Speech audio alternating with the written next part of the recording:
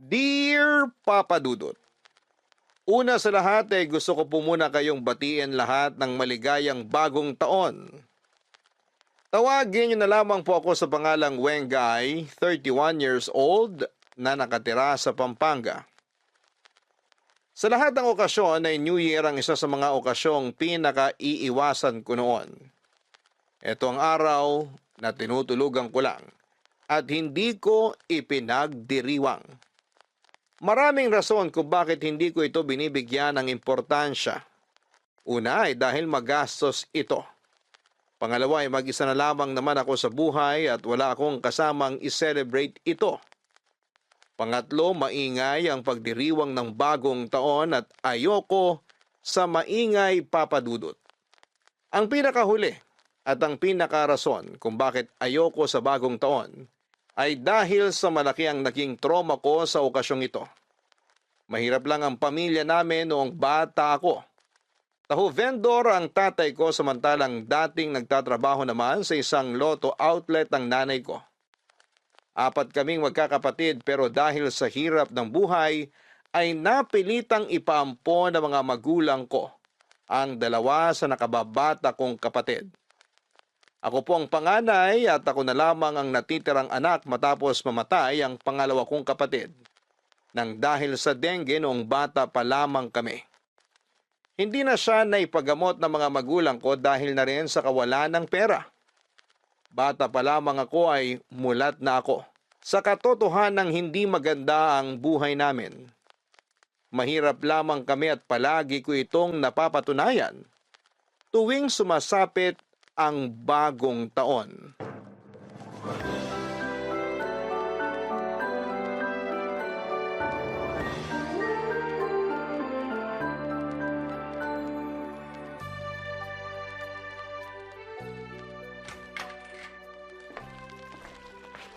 Nay! Nay! Nay, gising! Nay! Ano ba? Natutulog yung tao eh. Tingnan mo tong binili ko, oh! Ang dami! Ano ba yan? Bumili po ako ng mga paputok para mamaya! Ano? Gusto mo bang maputulan ng daliri? Ibigay mo nga sa akin yan. Ako na. Bakit niyo po kinuha yung mga paputok ko? Sisindihan ko po yan mamayang bagong taon eh! Gusto mo ipakain ko sa'yo to? Ha? Saan ka naman kumuha ng perang pambili nito? Nangupit ka na naman sa pitaka ko, ano? Hindi po! Pero ko po yung pinambili ko sa mga yan! Paano ka naman magkakapera, Aber? Nangaroling po kami ng mga kalaro ko! At sino naman nagsabi sa'yo mangaroling ka? Ano na lang iisipin ng mga tao na pinababayaan kita? Pero Nay! Wala na pero! Walang magpapaputok! Walang magse-celebrate ng bagong taon ngayon! Nagpaalam naman po ako ng mga ngaroling kami ng mga kaibigan ko eh. Sabi niyo bahala ako sa buhay ko. At talaga nagdadahilan ka pa! Ikaw marunong ka lang sumagot-sagot ngayon, ha? Halika nga rito. Aray! Aray ko! Diyan ka! Terwis ang buhay to! Magbabagong taon na pero wala na kayong ibang ginawa kundi painitin ang ulo ka! Manahimik ka! Wala kang tatay dito! Umalis na! Ano po? Ano po? Hahanapin mo tatay mo eh, isa rin yung walang kwenta. Wala ang tatay mo rito. Nandun! Tumatambay sa kapitbahay kaya wala kang mapagsusumbungan ngayon. Nag-away na naman po ba kayo? Kaya po kayo galit na galit? Sino hindi magagalit? Eh mas pinili ng tatay mo makipag-inuman sa kapitbahay kaysa magbenta ng taho. Alam niya natanggal ako sa trabaho, imbis na kumayod, nakipag-inuman pa yung tatay mong bobo. Ngayon wala tayong maihahanda para mamayang gabi. Akala ko po ba magluluto kayo ng pansit tapos bibili tayo ng lechon manok? Wala nga tayong pera, naiintindihan mo ba? Natanggal ako sa trabaho. Saan ako kukuha ng panghanda natin? Gamitin mo naman yung kukote mo, Wengay! Nag-promise po kayo sa akin eh. Eh sa wala nga, ano magagawa natin? Sisihin mo yung tatay mo na mas inuna makipag-inuman porkit huling araw na raw ng taon. Eh ano pong kakainin natin mamaya? Eh di wala! Kung gusto mo, kumain ka ng lupa. Matutulog na lang tayo na maaga. Kainin mo ito paputok mo. Gusto mo ng paputok, di ba?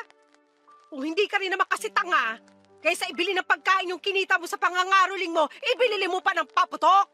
Hindi ko naman po alam na wala tayong pera. Hindi ka kasi nag-iisip. Yun nga ang almusal natin kanina, yun din ang tanghalian natin eh. Ibig sabihin, wala tayong pambili ng pagkain. Napakabobo mo talagang bata ka. Maanak ka sa tatay mo. Hindi naman po ako bobo, Nay. Anong hindi? Bobo ka! Pareho kayo ng tatay mo na hindi gumagamit ang utak. Palibasa, pareho kayong walang pinag-aralan. Hindi niyo po ako pinag-aral eh. Aba talagang, ikaw, nagiging bastos na yung bunganga mo, ha? Bakit? May pampaaral ka ba sa sarili mo? Kung gusto mo mag-aral, maghanap ka ng trabaho. Bata pa po ako. Paano po ako makakahanap ng trabaho? Eh, yun naman pala eh. Kung wala kang pampaaral sa sarili mo, huwag kang mag-aral. Ganun lang kasimple yon. Problema ko na nga yung mga bayarin sa bahay, idadagdag mo pa yung pang-paaral mo? Saan tayo huhugot ng pabili ng uniforme mo? Sa mga gamit sa eskwela. Tapos araw-araw pa na pamasahe. Pero Ang arte mo magsalita. Umalis ka na nga sa harapan ko. Mas lalo nasisira araw ko eh. hahanapin ko na lang po si tatay. Baka po may pera siya. Huwag mo nang asahan yung batugan na yon. Lalabas lang po ako, Nay. Pupuntahan ko po si tatay sa kapitbahay. Bahala ka sa buhay mo. Magsama kayong dalawa.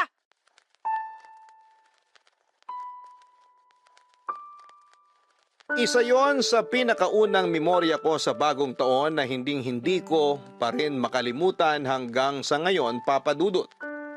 Habang nag-iingay at nagsasaya noon ang lahat ng tao sa pagsalubong nila para sa bagong taon. Kami nila nanay at tatay ay nakahiga na lamang at tahimik na nakikinig sa mga malalakas na paputok sa labas. Itinago ng mga tunog na yon ang mga paghikbi ko dahil nagtatampo ako noon sa mga magulang ko. Walang selebrasyon na nangyari, walang pagkain na naluto para sa medianoche dahil wala rin naman kaming pera para doon. Bagong taon, bagong buhay, yan ang palaging inaasam ng bawat isa sa atin tuwing nagpapalit ang taon, pero para sa akin ay ilang beses man nating salubungin ang bagong taon na may dalang pag-asa ay wala pa ring nagbago sa buhay namin sa mga sumunod pang taon. Sa halip na maghanap ng bagong trabaho, ay iniasa na lamang ni nanay kay tatay ang pagbubuhat ng mga problema katulad ng mga gastusin at mga pangangailangan namin. Bilang isang tahu vendor na bitbit na nga ang mabigat niyang paninda, pasan pa nito ang buong pamilya namin. Dama ko ang paghihirap ng tatay ko lalo na noon na lagi pa siyang inaaway ni nanay kapag kakaunti lang ang kinikita nito sa paglalako ng taho. Kaya naman naintindihan ko si tatay kung bakit isang araw ay napagod na lang din siya. Walang paalam, walang pasabi ay bigla na lang niya kaming iniwan ni nanay at mas pinili niyang maghanap ng ibang pamilya na makakasama.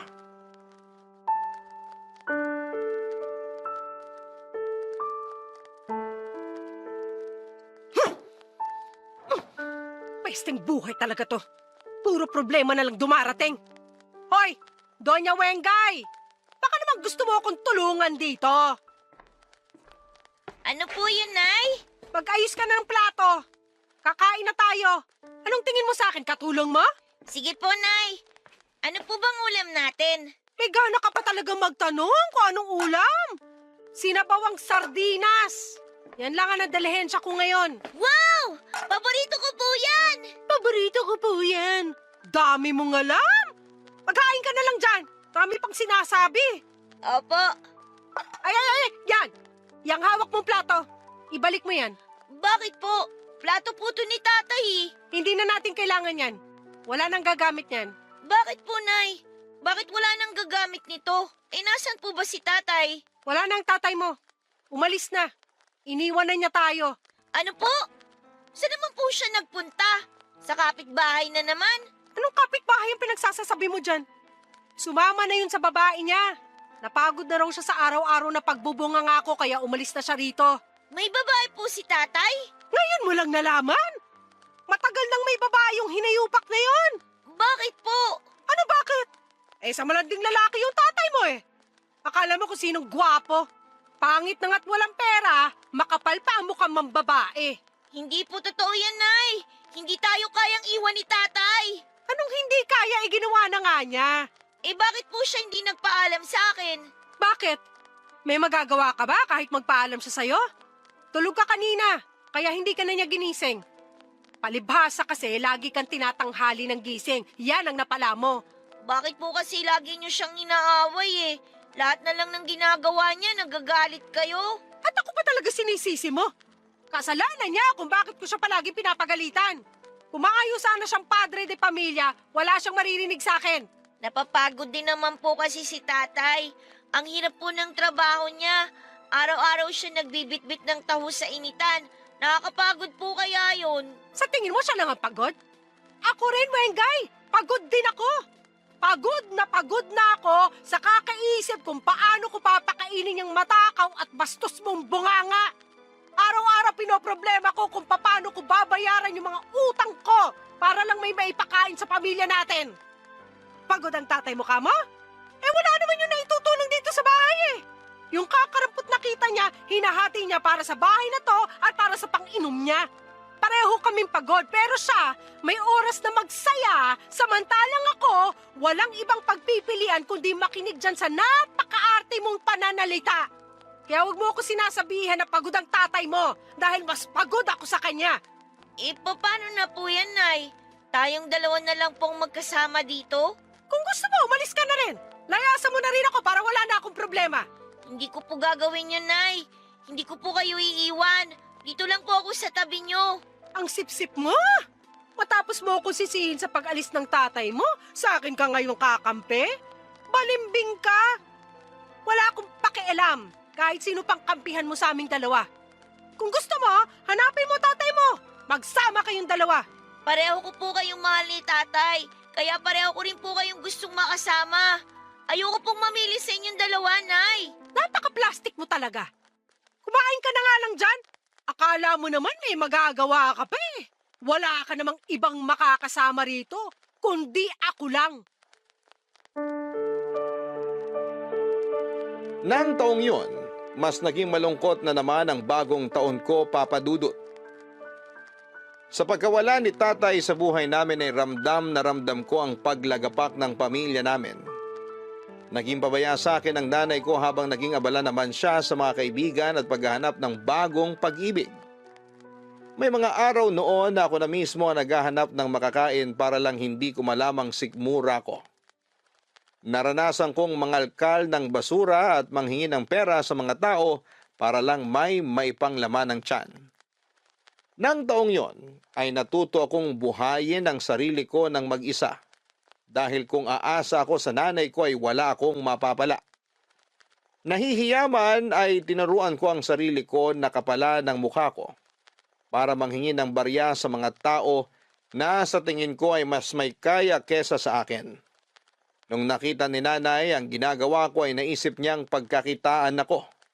Araw-araw niya akong sinasamahan noon sa matataong lugar para bantayan ang perang nahihingi ko sa mga taong naaawa sa akin. Pagkatapos ng araw ay pinaghahatian namin ito. Ang pera ay napupunta sa akin, ang ginagamit ko sa pambili ng pagkain naming dalawa, samantalang ang hati naman niya ay ginagamit niya sa pansariling interes niya. Karaniwan ay winawaldas niya ito sa bisyo at noong ko na lang din nalaman na gumagastos din pala siya para sa mga lalaki niya, Papa Dudut. Sa ganong buhay na po ako nasanay, hanggang sa nagdalaga na ako.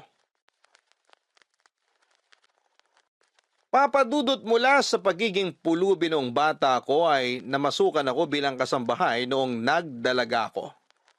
Na mga panahong yon ay sarili ko na lang din ang tanging maaasahan ko dahil malimit lang noon na magpakita sa akin si nanay kung kani-kaninong lalaki siya sumasama. Saka na lang siya umuuwi ng bahay tuwing iniiwan siya ng mga lalaking kinakasama niya. Katulad na lang noong bigla siyang umuwi sa bahay na puro pasa ang katawan. Tinakbuhan daw niya ang abusado niyang boyfriend.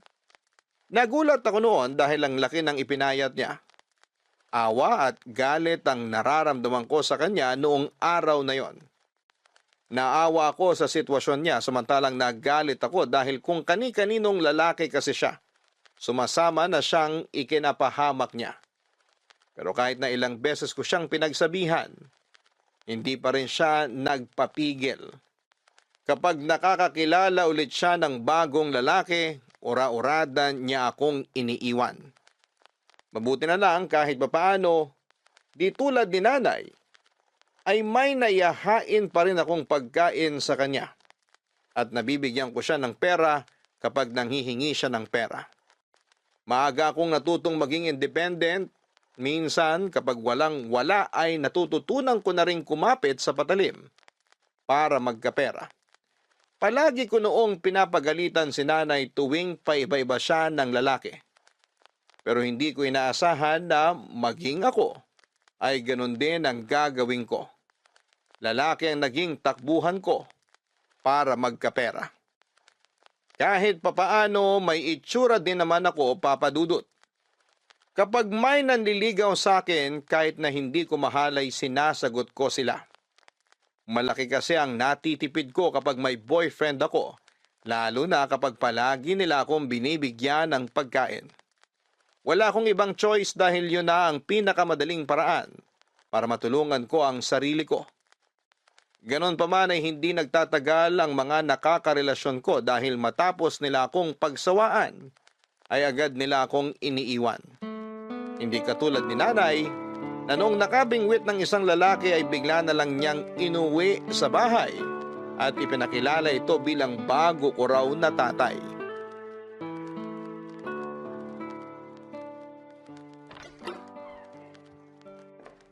Wengay! Wengay, nasan ka? Nay? Nay, mabuti naman naisipan niyo nang umuwi. Halika rito. May papakilala ako sa'yo. Sino po? Teka, nasa na ba yun? Hoy! Esting! Halika! Pumasok ka rito! Anong ginagawa mo dyan sa labas? Ito na ba yung anak mo? Oo, siya nga. Ito si Wengay. Wengay, ito naman si Esting. Boyfriend ko siya. Boyfriend? Hello po, maupo muna po kayo. Salamat. Ano makakain dyan? Maglabas ka nga ng merienda. Nakakahiya sa bisita. Sandali lang po, may soft drinks po sa ref. Maiwan ko po muna kayo, kukuha lang po ako ng makakain. Sige lang, Iha. Dalaga na pala yung anak na sinasabi mo. Akala ko bata pa. Oo, matanda na siya kaya nga pwede ko na siyang iwan eh. Kaya naman niya sarili niya. Nasaan yung mga kapatid niya? Nag-iisang anak lang ba siya? 4 sila, pero yung 2 ay pinaampon namin. Yung isa naman namatay sa sakit, kaya siya na lang natira. Hindi mo na ba hinanap yung ibang anak mo? Bakit ko pa hahanapin yung mga yun? Kaya ko nga sila ipinamigay para mabawasan problema ko sa buhay eh. Tapos hahanapin ko ulit. Para saan? Para magka-problema ulit? Wag na. Anak mo pa rin naman yung mga yun. Hindi mo ba sila namimiss? Hindi. Masaya na sila sa buhay nila. Kaya hindi ko na sila pwedeng guluhin. Okay na ako sa ganitong buhay. Heto po, magpalamig po muna kayo. Sakto may natira sa 1 litrong soft drink na binili ko po kagabi. Ano ba yan? Tira-tira lang ihahain mo sa amin? Konti lang naman po yung nabawas dyan. Sus, Ilang taon ka na pala, Wengay? 20 na po. Nagtatrabaho ka na o nag-aaral pa? Nagtatrabaho na po. Hindi ako nakapag-aral eh. wala akong perang pampaaral dyan. Tsaka sayang lang yung pera. Hindi naman yung matalino eh. Buksan mo nga yung electric fan ng init. Wala po tayong electric fan, Nay. Matagal nang sira. Ang buraot naman.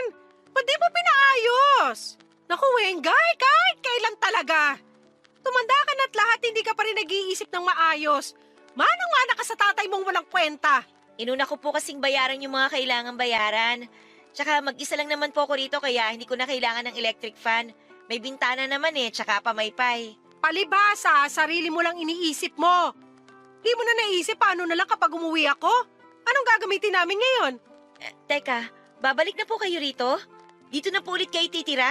Oo. Nagdesisyon kami ni Esting na dito na kami titira. Kaya ipaayos mo yung electric fan para may magamit kami. Nagpasabi po sana kayo para nalinisan ko yung isang kwarto. Ginawa ko na po kasing tambakan yun eh. Doon ka na lang magkwarto. Tapos yung gamit mo ngayon, yun ay ipagamit mo sa amin. Okay po, sige po. Maglilinis na lang po ako mamaya pagkatapos ko sa trabaho. Ano bang trabaho mo? Katulong yan. Yun lang naman ang kayang trabaho niyan eh kasi wala namang pinag-aralan. Pero mabuti, may trabaho pa rin. Yung iba nga, tambay lang eh. Maiba po tayo. Paano po kayo nagkakilalang dalawa? Nakita ko to si Esting sa construction. Sinitsitan ako. Ang ganda naman kasi ng nanay mo eh. Kaya hindi ako nakapagpigil. Makailang beses siyang dumadaan-daan sa construction site namin. Kaya akala ko nagpapapansin. Ang kapal ng mukha mo? Bakit naman ako magpapapansin sa'yo? Hindi ba yun ang ginagawa mo kaya lagi kang balik ng balik dun sa construction site? Hindi Excuse me. Kung ganun, sino naman po sa inyo una nagparamdam? Siya. Siya yung lalaki. Ngayon, siya na ang bago mong tatay. Kalimutan mo na yung ama mo na walang kwenta. Hindi naman niya kailangan gawin yun. Hindi mo kailangan ituring na ama. Pero kung gusto mo, pwede rin naman. Sige po, susubukan ko po. Magmerienda na po kayo. Magbibihis lang po ako. Papasok pa po kasi ako sa trabaho eh.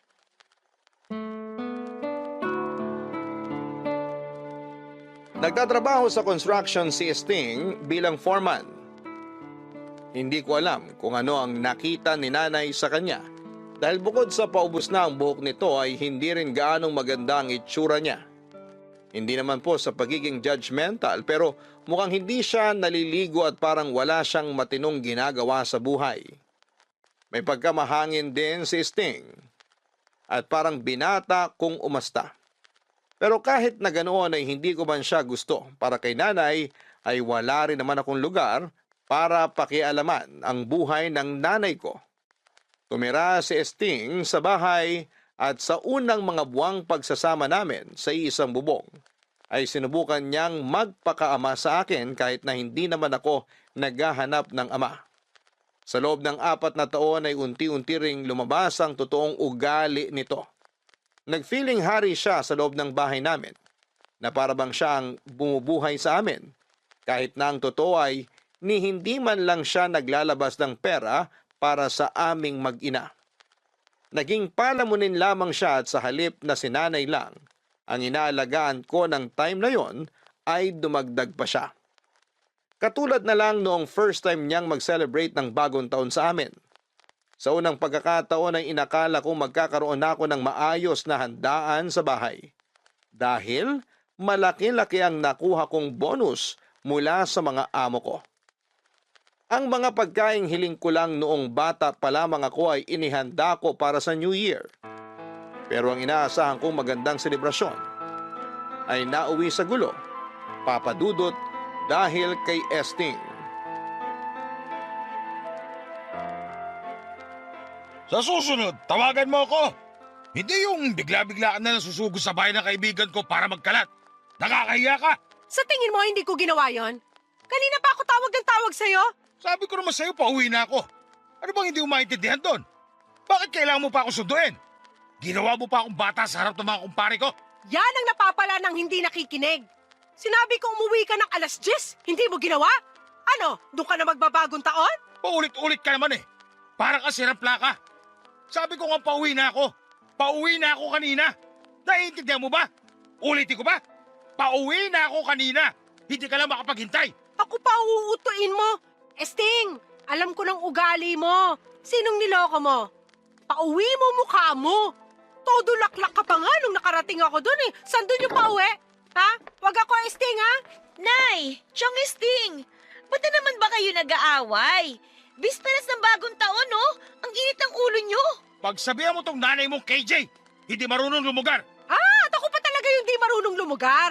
Ikaw nga yung nagsusumiksik dito. Dapat ikaw yung lumugar. Ano sabi mo? Tama na po yan. Totoo naman, di ba? Ayoko nga sanang tawagin ka ron sa kalagitnaan ng inuman nyo.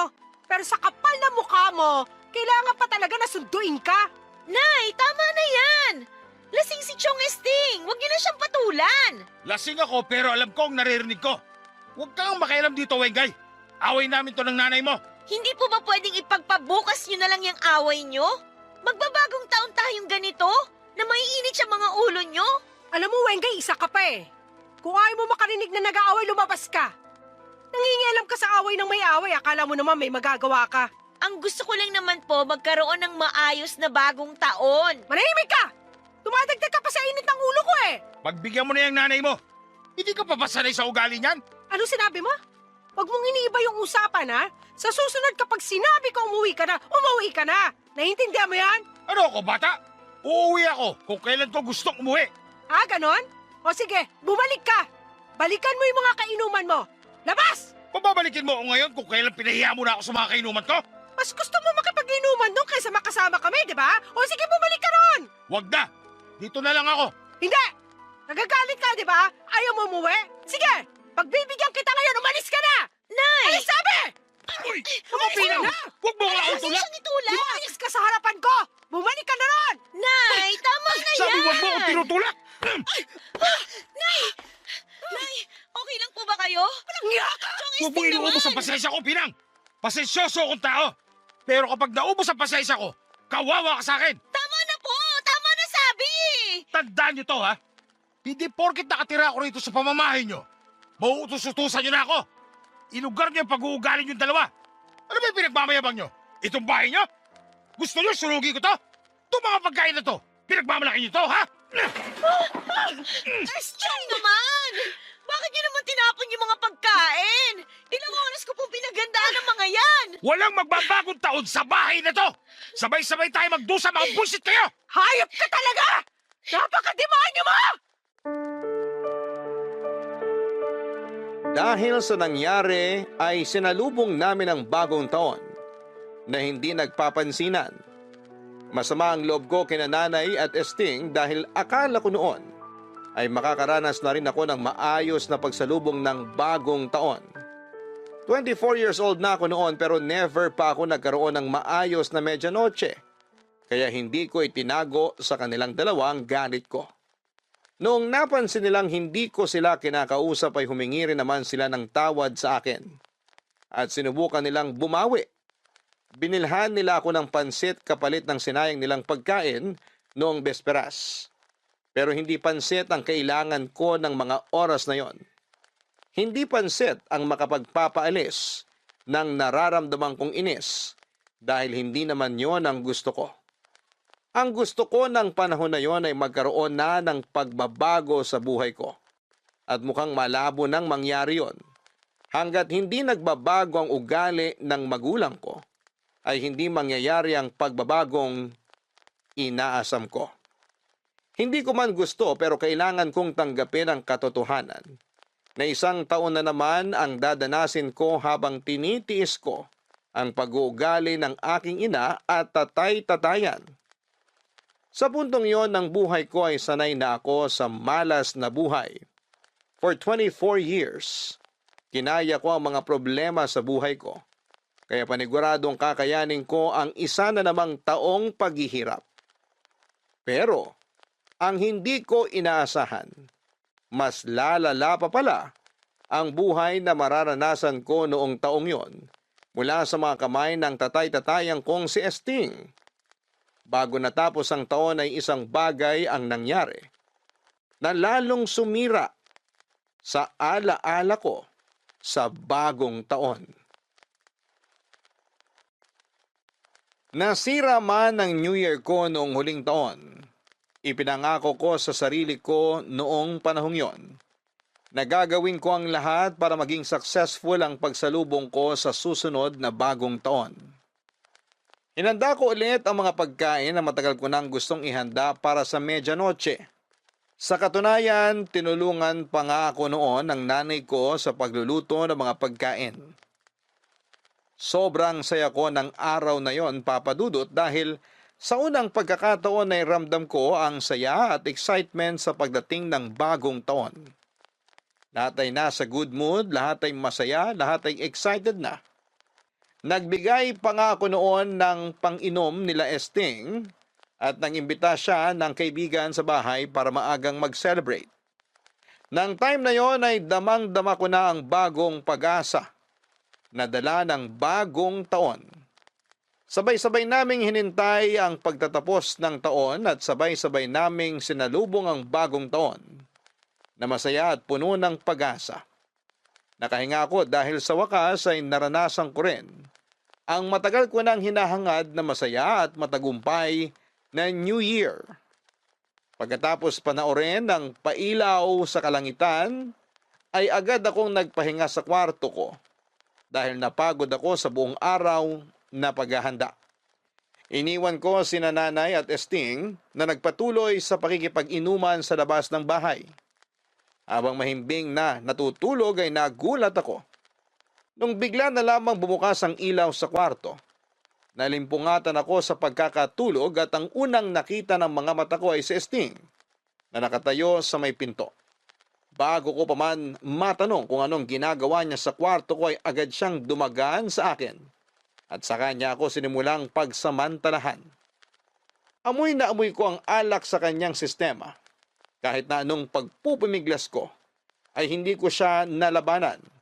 Ang mga sigaw ko ng oras na yon ay natabunan ng malakas na musika ng kapitbahay at mga paputok sa labas.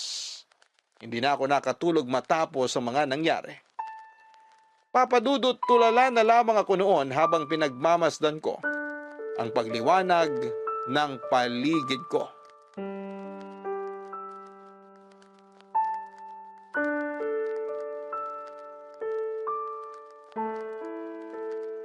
Wengay! Tulog ka pa ba? Pagbuksan mo nga ako ng pinto!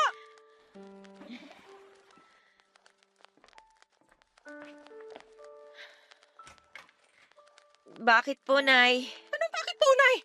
Anong oras na wala kang planong lumabas dyan sa lungga mo? Sinong inaasahan mo magluto ako? Gusto ko lang po sana munang mapag-isa. Mapag-isa? Ano ka, Donya? Lumabas ka rito. Magluto ka ng panangalian. Wala na nga agahan eh. Gutom na mamaya si Esting. Kapag dumating yun at wala pang pagkain, malilintikan ka sa kanya. Nay, pwede po bang paalisin niyo na si Chong Esting dito sa bahay? Ano pinagsasasabi mo dyan? Bakit ko naman siya paaalisin? Nay, sige na po. Anong nakain mo? Adik ka ba? Tsaka bakit namumula yung mga mata mo? Nay,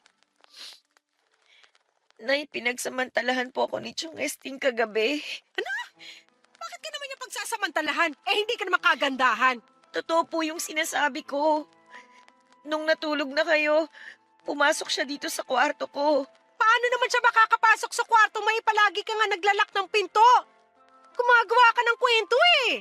Hindi po ako naglak ng pinto ng kwarto kagabi. Nakalimutan ko po sa sobrang pagod. O tapos? Baka naman ginusto mo yun nangyari. Imposible naman nakalimutan mo lang maglak ng pinto. Naku, Wengay ha? Aagawan mo pa ako? Sa akin lang si Esting. Naintindihan mo? Wala akong pakialam sa hayop na boyfriend nyo. Manyaki siya! Rapist siya! Maghinay-hinay ka sa mga pinagsasasabi mo. Kapag narinig ka ng mga kapitbahay natin, ano na lang iisipin nila? Dapat lang malaman ng lahat na rapist ang Esting na yan! Wengay! May prueba ka? Ha? Paano mo mapapatunayan na ginalaw ka nga ni Esting? Nay, mas kakampihan niyo po yung hayop na lalaking yon kesa sa akin. Anak niyo ako! Tatay mo siya. Hindi ko siya tatay! Kahit kailan hindi ko siya tinuring na tatay! Ay di wag! Pero kung ayaw mo sa kanya, huwag kang gagawa ng kwento. Para lang sirain kaming dalawa. Hindi ko siya sinisira dahil totoo yung sinasabi ko. Pinagsamantalahan niya ako, Nay! Kung may katotohanan man yung mga pinagsasasabi mo, kalimutan mo na lang yung nangyari. Bagong taon na. Hindi na magandang magtanim ng sama ng loob, lalo na sa pamilya mo. Paano niyo nasasabi yan, Nay? Ha? Nirape ako ng kinakasama niyo. Paano niyo nasasabing kalimutan ko lang yung nangyari? O ano gusto mo mangyari? Ipakulong siya. Oo! Gusto ko siya mabulok sa kulungan! Sisirain mong pamilya natin? Para lang dyan? Hindi ko siya pamilya at huwag niyong nilalang yung nangyari! Nay! Anak niyo ako! Bakit hindi ako ang kampihan niyo? Matagal ako naghanap ng isang lalaking tatayo bilang ama mo. Matapos kang iwan ng sarili mong tatay, ngayong may kinikilala ka ng ama, ganito ang gagawin mo? Hindi ko kailangan ng ama. Nanay ang kailangan ko. Gusto ko ng kakampi. Yung taong papanig sa akin kapag inagrabyado ako. Nakakalungkot lang isipin na nawala na nga ako ng tunay na ama. Hindi pa ako magawang ipaglaban ang sarili kong ina. Huwag mo ko inaartehan dyan, Wengay, ha? Sige, magsubok ka sa polis. Hindi lang ama ang mawawala sa'yo. Kung sa bagay, matagal na rin naman ako nawalan ng magulang. Kung tutusin, sanay na ako mag-isa eh. Ano ba nga bang aasahan ko sa inyo kung simula pa man noon, pinabayaan niyo na ako? Anong sabi mo? Ha? Wala kang utang na loob? Ako nagluwal at nag-alaga sa'yo! At yung niluwal at inalagaan niyo, hinalay ng kinakasama niyo! Tumigil ka na! Nangyari na ang nangyari. Wala kang mapapala kahit magngangangawa ka pa dyan. Ang gawin mo, lumabas ka ng kwarto mo at magluto ka ng pananghalian. Ako na nga na malengke, ako pa asahan mo magluluto. Tigilan mo na yung pag-iinarte mo dyan. At wala akong panahon para sa mga katrabahan mo sa buhay. Papadudot lumubog ang puso ko noong sa halip na kampihan ako ng sarili kong ina, ay siya pa mismo ang nagpaliwanag sa ginawa sa akin ni Esting. Hindi niya kinausap si Esting tungkol sa nangyari at hindi na rin naungkat pang muli ang kababuyang ginawa sa akin ni Esting. Punong-puno ng pagkasuklam ang puso ko noon dahil pakiramdam ko'y wala akong kakampi. Mag-isa kong dinanas ang pagkamuhi at pandidiri sa ginawa nila sa akin. Ginawa ko ang lahat para iwasan si Esting sa bahay. Bumabaliktad ang sikmura ko tuwing kinakausap niya ako na parabang wala siyang ginawang masama sa akin. Nagsimula akong maramdaman ang takot sa kanya. At ang mas malala pa, ay wala man lang ginagawa ang nanay ko tungkol dito. Inayaan lang niya kaming magkasama ni Esting sa bahay. Dahil sa nangyari. Tuwing nilalapitan niya ako ay agad na bumibilis ang tibok ng puso ko. Dahil sa nangyari ay natuto akong mag-lock ng pinto ng kwarto, pati na rin kapag gumagamit ako ng banyo. Pero kahit na anong pag-iingat ko, ang nangyari sa akin ng bagong taon ay nangyari ulit, Papa Dudut. Hindi lang isang beses kundi makailang ulit niya akong pinagsamantalahan. Hindi ko na noon nakayanan pang ginagawa nila sa akin kaya ako na mismo ang umalis.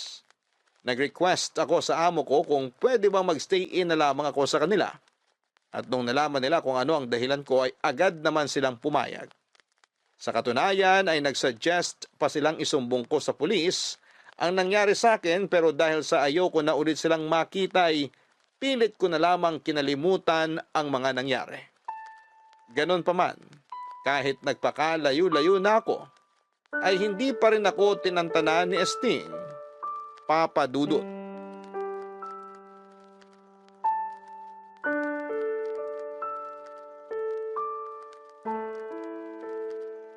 Anong ginagawa niyo dito? Ang kapal naman ng mukha niyo magpakita pa sa akin.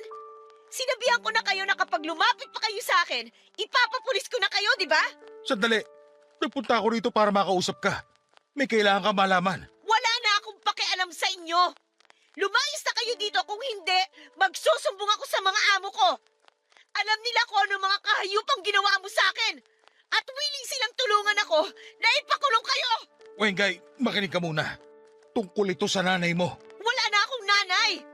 Mas pinili ka niya kaysa sa sarili niyang anak. Kaya wala na kayong aasahan pa sa akin. May sakit ang nanay mo. Kailangan ka niya ngayon. Ha? Ano nangyari sa kanya? Na-stroke si Pinang. Ano? Nasaan siya ngayon? Nasa bahay na siya. Nagpapagaling. Ay bakit hindi niyo pa siya dinala sa ospital? Nanggaling na kami doon. Kakauwi lang namin kahapon. Ang totoo niyan, ayaw niya sanang ipalam sa'yo kung ano yung nangyari. Hindi niya alam na nandito ako ngayon. Kumusta na ang lagay niya? Baldado na si Pinang.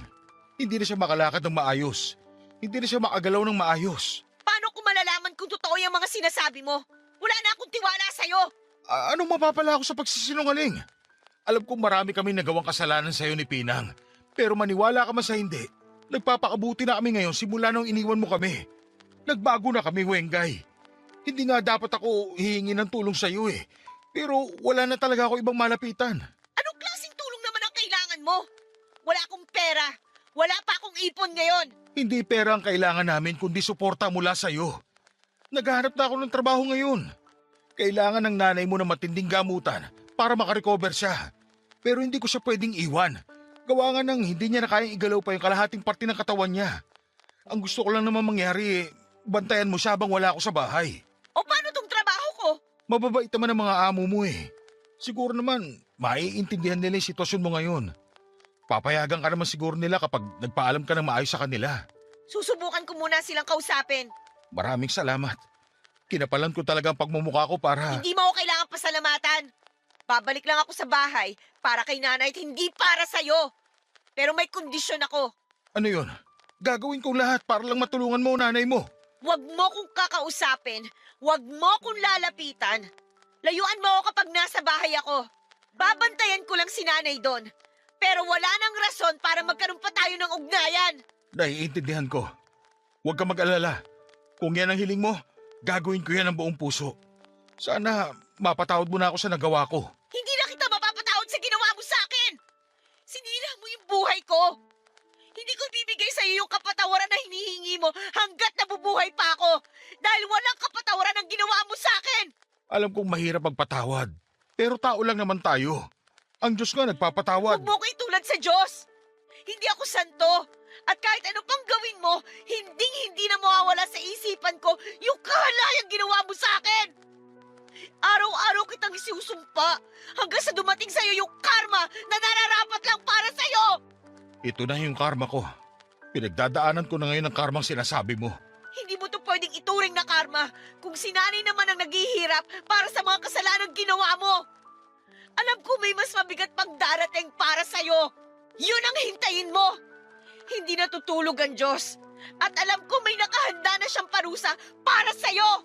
Sana balang araw... Huwag ka nang umasa. Makakaalis ka na kung wala ka nang ibang sasabihin pa. Wala na. Aantayin na lang namin ni Pinang ang pagbabalik mo. Kailangan ka ng nanay mo kaya sana makauwi ka na sa lalong madaling panahon. Uuwi ako para sa kanya, para sa nanay ko. Sabihin mo sa kanya na hintayin niya ako. Sige, mauna na ako. Alam kong walang kwenta ang nanay ko at tanging kapakanan lamang niya ang iniisip niya, pero kahit na ganun yon, Papa Dudut, ay mahal ko pa rin siya. Kahit na hindi niya ako kayang alagaan at gaano man kabigat ang galit ko, ay malambot pa rin ang puso ko para sa kanya. Kaya noong nalaman kong na-stroke siya ay hindi ako nagdalawang isip na umuwi sa bahay. Nagpaalam ako sa mga amo ko at binigyan nila ako ng 1 linggong day off para mabantayan ko ang nanay ko. Nagbigay din sila ng pera bilang tulong daw sa gastusin sa pagpapagamot. Dali-dali kong kinuha ang mga gamit ko at umuwi sa bahay. Pagkarating ko doon ay nagulat ako sa nadatnang ko. Napakakalat ng bahay na daig pa ang dinaanan ng ipo-ipo. Agad kong hinanap si nanay at nadatnang ko siya sa kwarto. Pero sa halip na nakahiga sa kama, ay nakita ko siyang nakadapa sa sahig. Akala ko nga noon ay patay na siya, Papa Dudut, dahil wala siyang malay at puro pasa ang katawan nito. Agad ko siyang ginising at tinanong kung anong nangyari. Hirap siyang makapagsalita at nangihina ito, pero nanlamig ako sa mga katagang binanggit niya sa akin. Dapat daw ay hindi na ako bumalik pa sa bahay.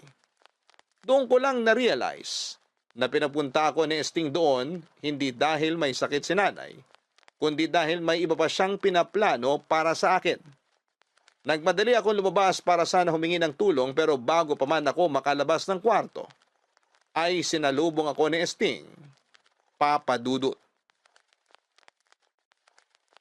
Tinalo ko pa ang nakakita ng multo ng oras na yon habang pinagmamasdan kong nakatayo si Esting sa pintuan ng kanilang kwarto. Ang kabog sa dibdib ko ay katulad ng kabog ng fireworks sa kalangitan tuwing bagong taon na sunod-sunod na pumuputok. Ganon pa man ay tinapangan ko ang sarili ko, Papa Dudut. Hindi ko ipinakita kay Esting ang panghihina ng mga tuhod ko. Pero ang tapang na yon ay agad ding nawala noong ipinakita na nito ang hawak niyang patalim. Nagsimulang manginig ang kalamnan ko. Halata sa mga kilos nito, nalulung siya sa ipinagbabawal na gamot. Namumula ang mga mata niya at ang ngiti sa mga labi nito ay daigpang sa demonyo. Hindi na siya nagsayang pa ng oras. Inutusan niya akong hubarin ang suot kong damit, Papa Dudut, habang nangingilabot ang buo kong katawan. Ay sinunod ko ang gustong mangyari ni Esting. Para siyang asong ulol na naglalaway habang papalapit siya sa akin. Dinig na dinig ko naman ang daing ni nanay na nung oras na yon ay nasa lapag pa rin. Sinimulan niya akong hawakan sa katawan. Habang ang buong atensyon nito ay nasa katawan ko, ay tinadyakan ko siya sa pribadong parte ng katawan niya. Nabitawan niya ang hawak niyang patalim at napahiga habang namimilipit sa sakit. Kahit walang saplot ay nagmadali akong lumabas ng bahay at nagpatulong sa mga taong nasa labas. Mabilis naman silang rumesponde at pinagtulungan nila si Sting habang inaantay ang barangay na siyang dumampot sa kanya, Papa Dudut. Wengay, parang awa mo na.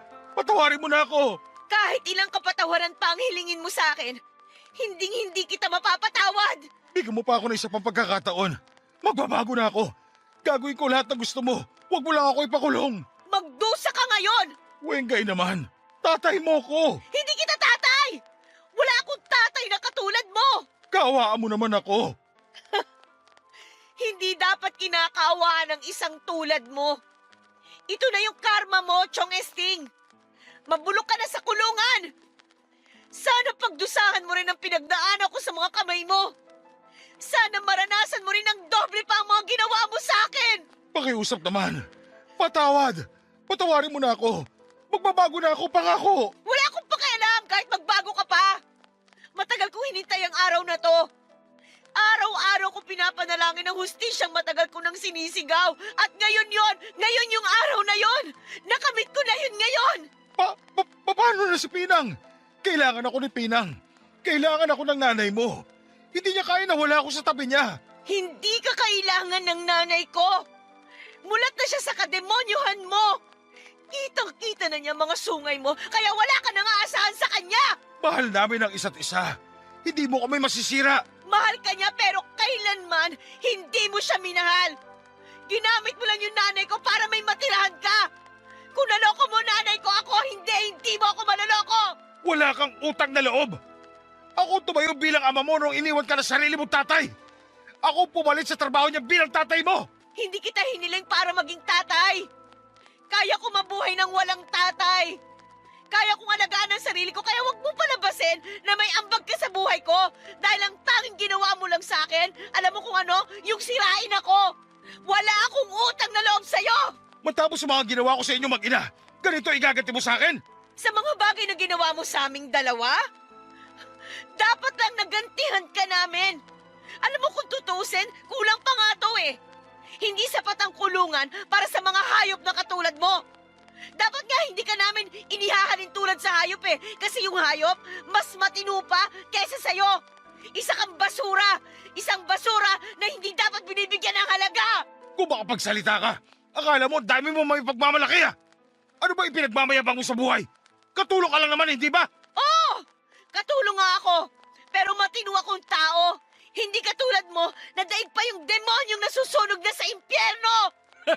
Di bali na masunog sa impyerno. Ang mahalaga, ako pinakamasayang demonyo sa buong impyerno dahil natikman ko na yung gusto kong matikman. Nasarapan ka naman, hindi ba? Hayop ka talaga! Makulong man ako. Alam kong hindi mo na ako makakalimutan. Habang buhay na akong nakatatak sa isipan mo. Sa ating dalawa, sino ang totoong panalo? Sabihin mo na ang lahat ng gusto mong sabihin. Ibibigay ko na sa'yo yan dahil bilang na ang araw mo. Ilang oras na lang, mawawala na sa'yo ang kalayaan mo. Kaya sulitin mo na itong mga nalalabing minuto mo. Ako pa rin ang panalo, Chong Esting. Dahil ako yung malaya. Oh, paano ba yan? Nandito na yung sundo mo. Sige na, Wengay. Hindi na ako magpapakita sa inyo mag-ina. Huwag mo lang ako ipakulong. Magpapakalayo-layo na ako para hindi nyo na ako makita pa. Yan ang gusto ko. Gusto kong makita sa mga mata mo yung takot. Ano pang gusto mo? Gusto mo bang lumuhod ako? Heto, luluhod ako para sa'yo.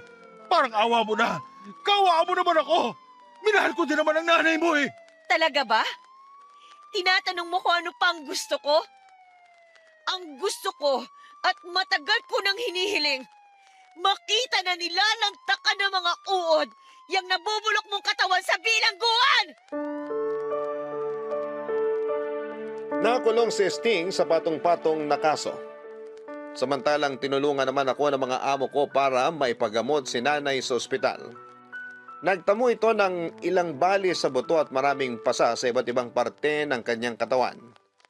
Napag-alamang kong araw-araw pala siyang binubugbog ni Sting at katulad ko ay palagi rin daw siya nitong pinagsasamantalahan. Lalo na kapag high ito sa ipinagbabawal na gamot. Naawa man ako sa pinagdaanan niya pero hinayaan niya kasing maging ganon si Sting, Papa Dudut. Ayoko mang manisi, alam naming may kasalanan din siya sa mga nangyari. Siya ang nagdala ng sigalot sa pamilya namin at pareho namin yung pinagdusahan. Ganon man ang nangyari ay nakahinga kami ng nanay ko dahil sa wakas ay wala na sa buhay namin si Sting. Hindi na namin mararanasan ulit ang kababuyang ginawa niya sa amin. Matapos magpagaling ay humingi ng tawad sa akin si nanay at nangako siyang babawi siya sa akin. Ilang beses ko nang narinig ang mga salitang yon at ilang beses na rin itong napako.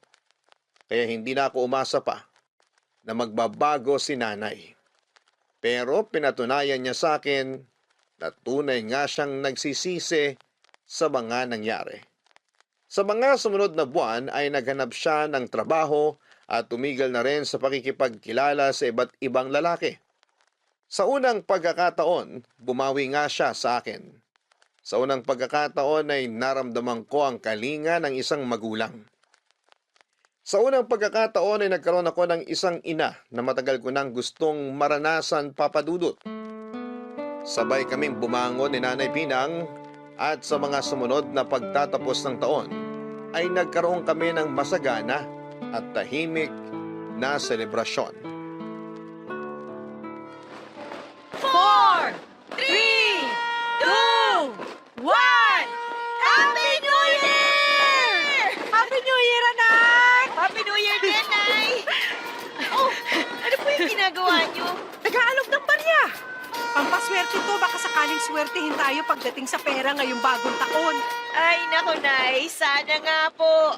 Halika na, pumasok na tayo para makakain na tayo. Sige po. Pasensya ka na, Nay, ha? Kung hindi ako nakatulong sa pagluluto. Nagkaroon kasi ng party sa bahay ng mga amo ko eh. Nag-request sila na mag-overtime ako. Hindi ko naman sila mahindihan kasi ang bait-bait nila sa akin. Okay lang yun, nak. Ako na yung nagluto para sa ating dalawa. Ayan oh, nakahanda na nga lahat eh. Wala ka nang gagawin. Wow, kayo talaga nagluto ng lahat ng to, Nay? Oo, ako lahat yan. Sige na, umupo ka na. Alam niyo po, first time ko lang makakatikim ng luto niyo para sa medianoche. Ngayon lang kasi tayo nagkaroon ng maayos na selebrasyon ng bagong taon eh. Pasensya ka na, Wengay. Kung nitong nagdaang taon, napabayaan kita. Masyado ako naging makasarili sa puntong hindi na kita naalagaan bilang anak.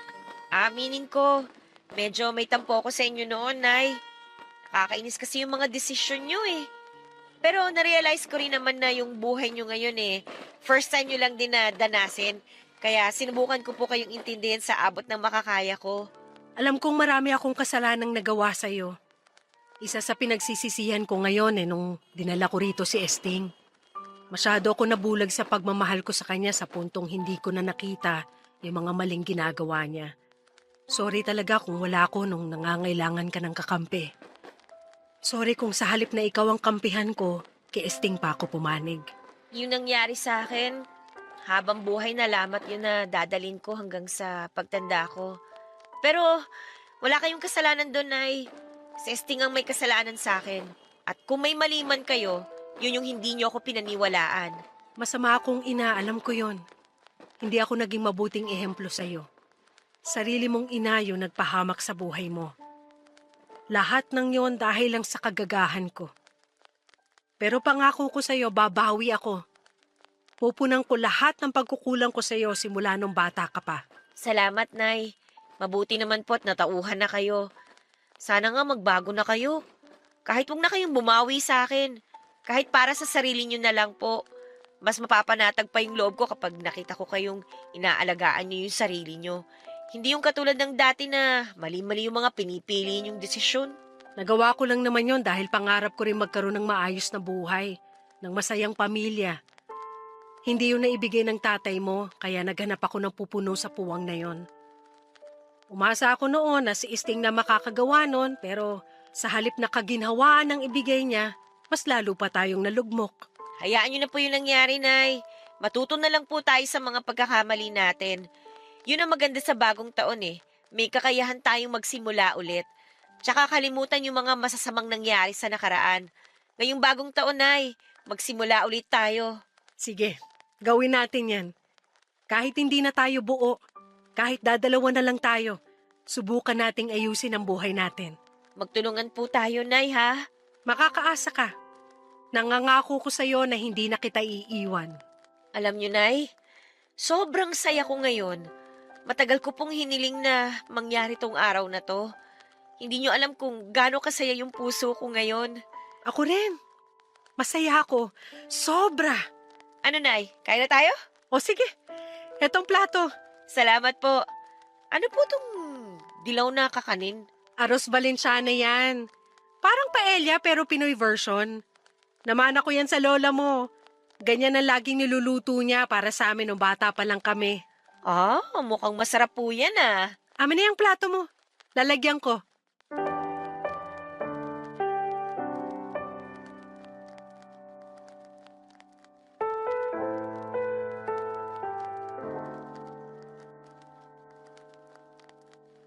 Papadudot, noong taon na yon, doon ko lang naramdaman ang sinasabi nilang pag-asa na dulot ng bagong taon.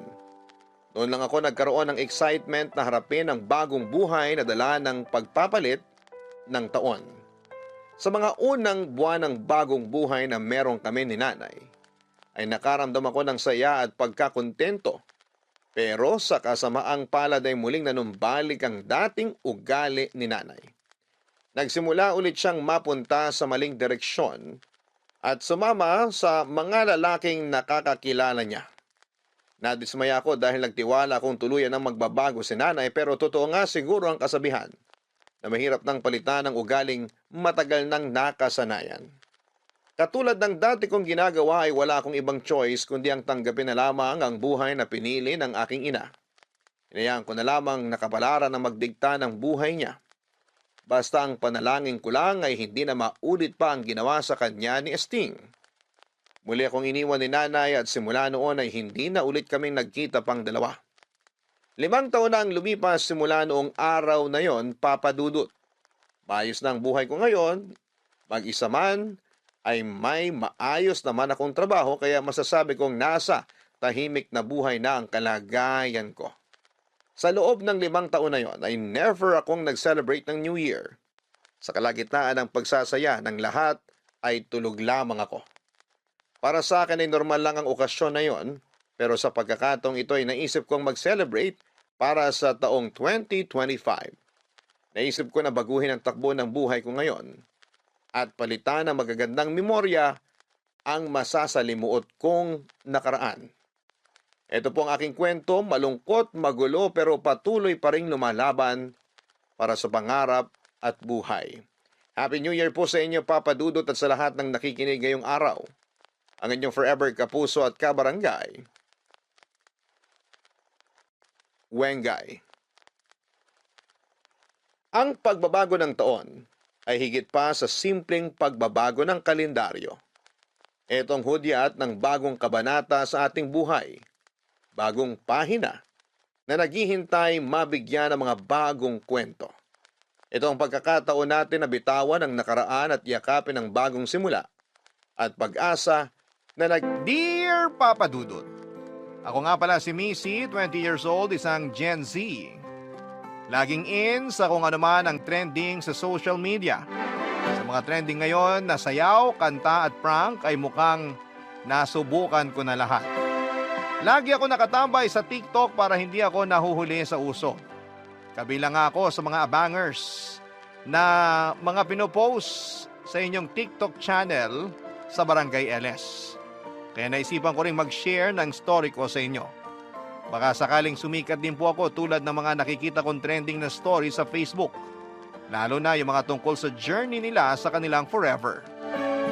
Kasi doon po iikot ang story ko. Tungkol sa love story ko.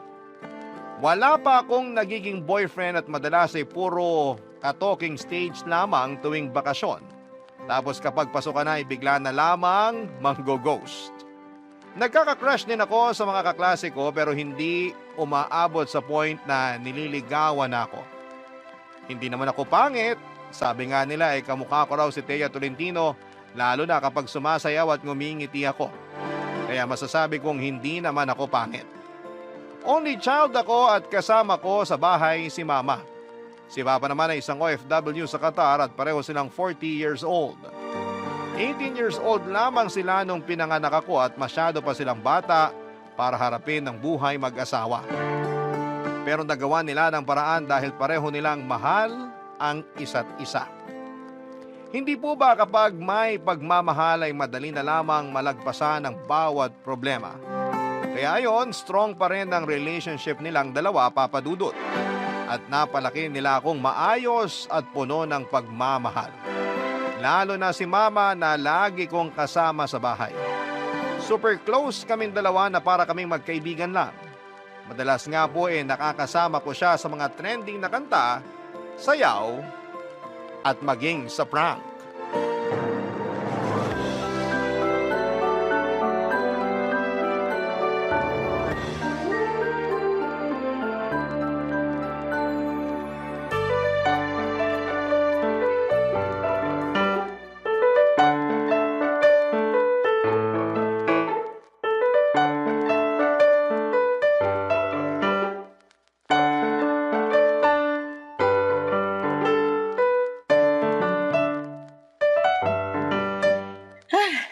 Tigil na muna tayo sa kakasayaw. Ay, para akong hihikain sa kakalundag. Pahinga ka ng 10 minutes, ma. Tapos practice tayo uli, ah. Kasi naman, baka bukas hindi na to trending. Ang bilis pa naman ng transition ng mga trending sa SOCMED. Marami pa namang ibang mga magte-trend sa susunod. Sukuha na muna natin to, ha? Pero Ay. kasi ang cute ko pag sinasayaw to. Tabunan mo na lang ng filter ang video mo. Kahit magaslaw ka pa, magmumukha ka pa rin maganda. Sige na kasi, ma. Para makagawa na rin ako ng module ko. Eh kung unahin mo kaya yung mga module mo, no? Hindi puro pagsasayaw ang inaatupag mo. Wow! Biglang beast mode? Mama, bakit ah? Eh, tigilan mo na ako. Ayoko nang lumundag. Maghanap ka na lang ng ibang sasayawin natin. Hindi ko talaga kaya yan. Para ako nagsusumba ng 10 oras kahingal. Sige na nga. Magsasaing lang ako. Tawagin mo ko kaagad kapag may nag-doorbell, ha? Hay naku, umorder na naman online. Sumbong kita kay Papa kapag nag-video call kami sa linggo. Loka ka! Magkakabit ng telepono yung darating mamaya. Kailangang mabantayan para makabitan na tayo ng telepono. Telepono? Telephone? Yung nagre-ring ng malakas? Yes! Bakit pa? Wala naman ang gumagamit ng telephone ngayon. Puro cellphone na lahat. Nandito na kaya sa cellphone natin lahat ng kailangan. Kailangan ko yan para pangtawag sa mga opisina. Lalo sa bangko. At kapag may inaasikaso sa City Hall at sa ibang government offices. Sasayang ka lang ng pambayad dyan, ma. Porque alam mong OFW si Papa kaya lustay ka, ha? Joke! Tumigil ka nga, Missy. Alam mo bang dahil sa telepono kaya kami nagkakilala ng papa mo? Dahil ba sa telephone kaya nabuntis kayo ng maaga ni Papa? Hoy, walang ganyan. Meron kaya? Hello, ito ako. Living proof na maaga niyo akong ginawa. Chos. 16 years old kami nung naging jowa ko ang papa mo, no? Tapos after 2 anniversaries, boom! Lumabas na ang bouncing baby girl niyo and that's me! Kahit naman maaga ka naming nagawa at wala sa plano, naging maayos naman kami sa'yo, lalo ng papa mo. Joke lang naman yun, ma. Mas sensitive ka pa sa akin, ako nga tong Gen Z. Ay nako, pag nalaman mo kung paano kami nagkatuluyan ng papa mo, baka makigaya ka na rin sa amin. Pero, hindi ka pwedeng magpabuntis ng maaga, ha? Yun ang wag mong gayahin. Paano po ba kayo nagsimula? Meron kasi akong song hits dati. Doon ko nakuha ang number ng papa mo. Song hits? Bago pa magkaroon ng internet, siyang kami umaasa sa mga lyrics at chords ng kanta na sumisikat sa radyo, lalo na sa mga mahihilig maggitara. Binibili yon mga 15 to 30 pesos. Depende sa mga kanta at kung sino yung nasa cover ng song hits. Parang magazine pero puro kanta ang laman. Kung puro kanta ang laman, bakit nandun ang number ni Papa? Kasali ba sa chords? Sa last page kasi noon, may mga nakaprint na sweet messages sa mga jowa. Tapos yung iba naman, naghahanap ng ka-phone pal. Saktong si Papa mo naghahanap ng ka-phone pal at pasado ako sa tipo niya ng ka-phone pal. Kaya tinawagan ko siya. Nak, si Mama. Siya pala talaga nag-first move kay Papa. Ang papa mo kaya ang unang gumawa ng move. Siya tong naghahanap ng ka-phone pal eh. Nakita ko, tumawag ako, and we lived happily ever after. Chos! After tawagan ni Mama ang telephone number ni Papa na pinost nito sa song hits ay doon na sila nagsimulang maging magkaibigan. Friends lang daw sila nung simula at noong nagkapalagaya na ng loob ay nauwi na yon sa ligawan. Hindi raw sila kagad nakitang dalawa papadudot at nakontento lamang sila na magkausap sa telepono. Kahit na hindi naman sila malayo sa isa't isa. Meron daw thrill na mafe-feel kapag boses lamang ang naririnig mo sa tao. Nawawala raw yung judgment sa itsura dahil kontento ka nang nakakausap siya kahit na hindi mo pa siya nakikita. Para sa akin ay malabo yun. Ang hirap naman na hindi mo nakikita ang nililigawan o nanliligaw sa'yo. Hindi naman po sa pagiging mapanghusga at mapili sa itsura, pero iba pa rin kasi yung nakikita mo yung mukha niya, hindi ba? Yung nakakaharap mo mismo at hindi lang bumabase sa boses kung jojowain o totropahin mo siya. Mabuti na lamang at napunta ako sa bagong generation.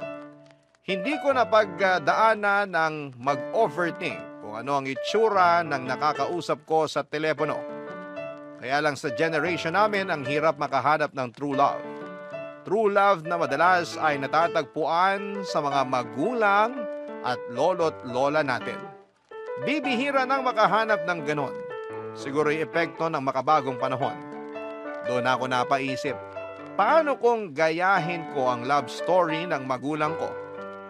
Nang may pakabit na ang ang telepono namin, ay sinubukan ko mag-dial ng iba't ibang number. Pero madalas ay wrong number at yung iba naman ay puro masusungit na babae ang sumasagot. Nawalan tuloy ako ng pag-asa, Papa Dudut.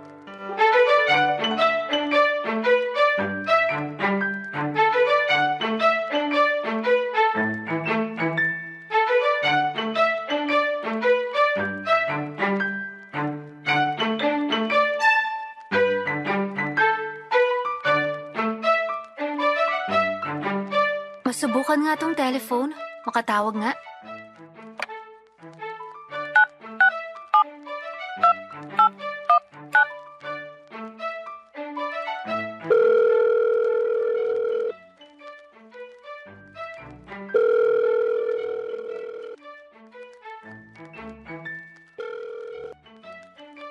Hello? Hello po. Sino bang hinahanap mo? May binata po ba kayo dyan? Bakit ka naghahanap ng binata rito? Aasawahin mo? Getting to know each other muna, Mi. Lola. Kayong mga kabataan, paghaharot ang inuuna. Walang binata rito. Isa lang ang anak ko. 50 anyos na at pamilyado. May apo kayong binata. Mga 20 years old hanggang 25 po. Single and ready to mingle? Ay nako, magtatahi pa ako ng shorts ng anak ko. Sa iba ka na lang manggulo. Sige na, sige na. Di don't. Che!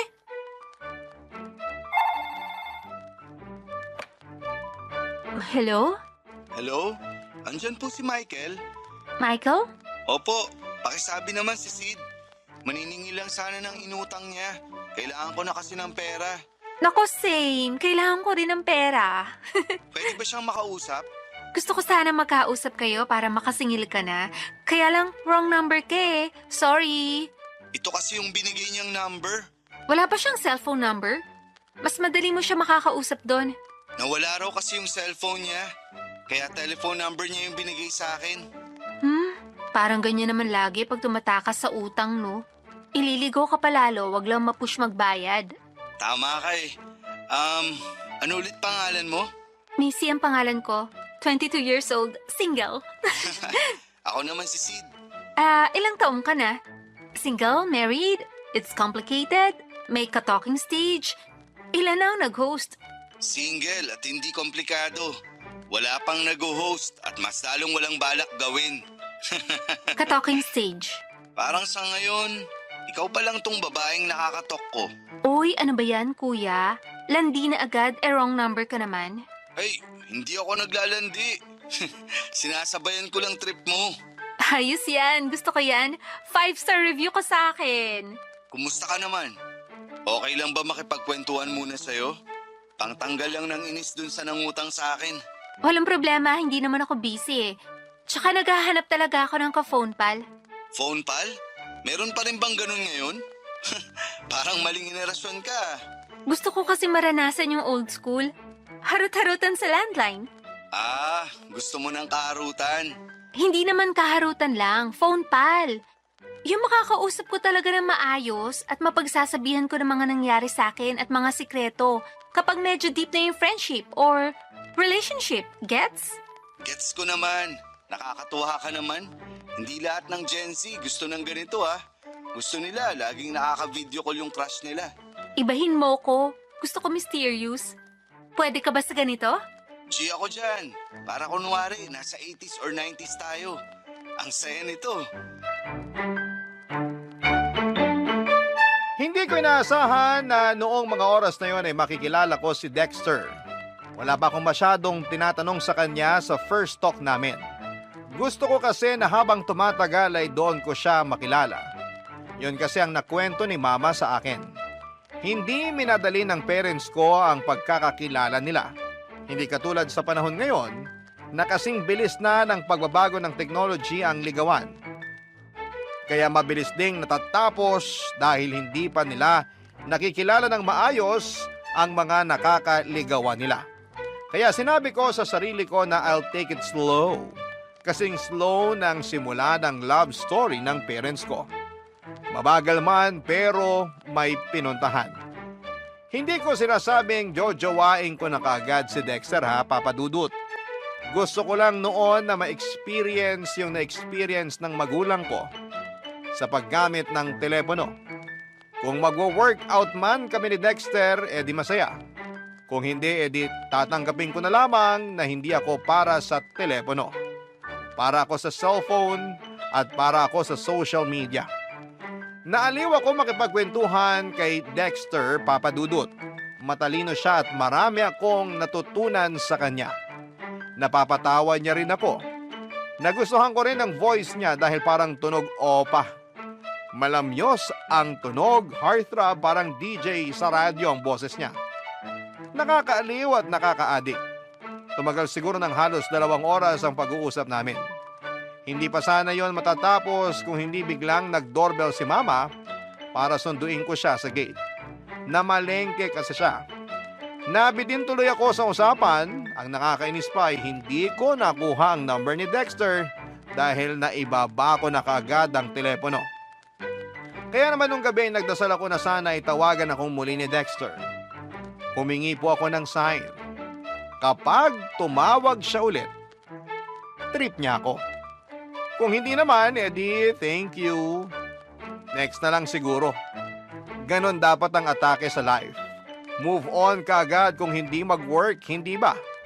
Pero sana'y tumawag pa rin siya, Papa Dudut. Barangay Love Stories. Barangay Love Stories.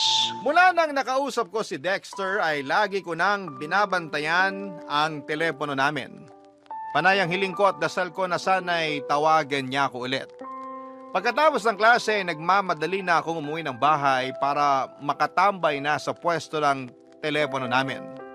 Nakahanda na rin ang merienda ko habang naghihintay sa tawag ni Dexter. Napansin ng mga kaklase at friends ko ang pagmamadali ko lagi na makauwi sa bahay. Nagtatampo na yung friends ko kasi hindi ko na sila nakakasama sa pagsasayaw o pagpatol sa mga trending na sayaw o kanta. Dati kasi ako lagi ang leader nila sa paghahanap ng mga trending, sa akin nakatoka yon. Pero mula nung nakausap ko na si Dexter ay hindi ko na yon ginawang priority. Priority ko nang makauwi lang ng maaga after ng class at saka mag-abang ng tawag niya. Nakakainis lang kasi hindi pa rin niya ako tinatawagan. Feeling ko noon napilitan lamang siyang makipag-usap sa akin para hindi naman nakakahiya na inabala niya ako dahil maling number ang tinawagan niya. Pero halos 2 oras kasi kaming nagkwentuhan. So feeling ko ay may something sa amin. Feeling ko ay interested siya sa akin, Papa Dudut. Kung sana lang ay nakuha ko ang number niya bago natapos ang tawag namin. Nainis tuloy ako sa sarili ko pero hindi ako nawala ng pag-asa. Nagabang pa rin ako at minsan ay nagdasal ako na sana kahit na ma-wrong number ulit siya at matawagan ulit ang telepono namin. Ganon ko kagustong makausap muli si Dexter. Ewan ko ba, may pull talaga akong nafe-feel noong nagkausap kami. Feeling ko ay soulmates kaming dalawa. Napansin na rin ni Mama na lagi ako nakatambay sa telepono.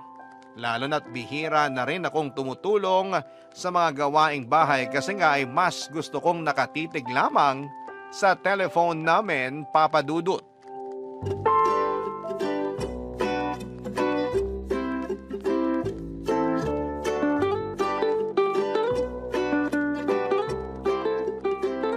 Oh, akala ko ba maling desisyon na nagpakabit ako ng telepono, ha?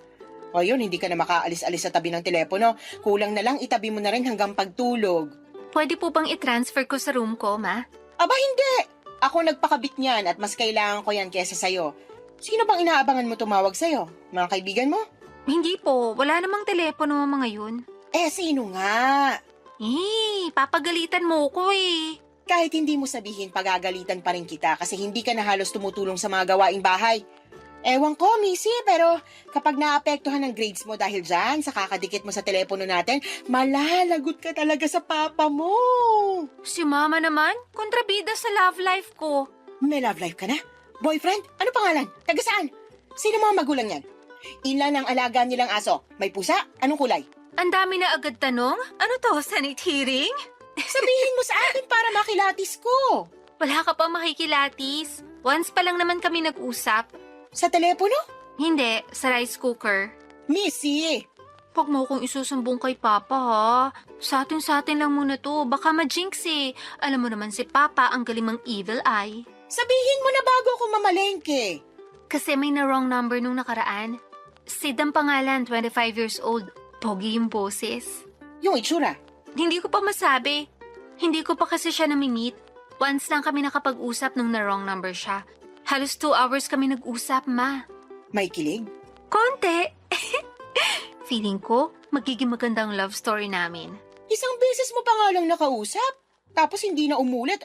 Anong love story yung pinagsasabi mo dyan? Si Mama naman. Mas malakas ka palang mang evil eye kesa kay Papa eh. Pag-inggit, pikit. Bakit naman ako maiinggit sa'yo? Kontento na ako sa love story namin ng papa mo. At least sa akin, araw-araw tumatawag nun ng papa mo. Ikaw? Ngayon, araw-araw pa rin ba? Malamang busy na siya. Hindi na consistent si Papa sa'yo, hindi ka na love. Pwede kitang isumbong sa papa mo kapag tumawag siya mamaya. Humanda ka. Joke lang, Ma. Ikaw nga tong naunang mga asar dyan eh, tapos ikaw din pala yung unang mapipikon. Hindi ako nangaasar, no? Sinasabi ko lang yung totoo. Hindi pa love story yan kung isang beses mo palang nakausap tapos wala nang follow-up. Gets? Panira ka talaga minsan ng pag-asa, no? Sige ka, kapag tumanda akong dalaga, forever kitang sisisihin. Ma, siya na nga kaya ang tumatawag? Anong sasabihin ko? Sabihin mo, hello. Ang helpful ah. Tatanong ko ba sa kanya kung anong paborito niyang gulay? Ilan sila magkakapatid? Sino ang favorite niyang kapatid? Sino yung kapatid na ipapakain niya sa shark para makasurvive? Alam ko na. Itatanong ko kung anong motto niya sa buhay and why. Sagutin mo na. Natutuliro na ako sa pagre-ring at boses mo eh. Hello, good afternoon. This is Missy. Wow, very demure. Very mindful. Very cutesy. Shh. Ay, sorry po. Wrong number po. Bye. Wrong number na naman. Nagtatanong kung nagbebenta raw ba tayo ng kambing and how much. Ano na?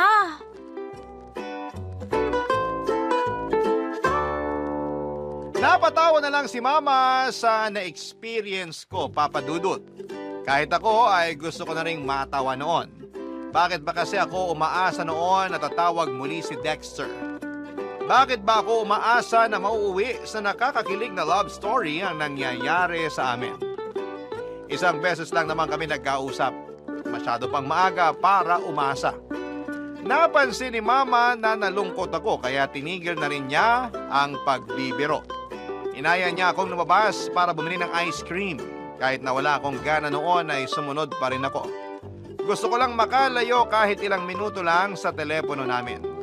Marami ako nasayang na effort at time sa kakahintay sa tawag ni Dexter.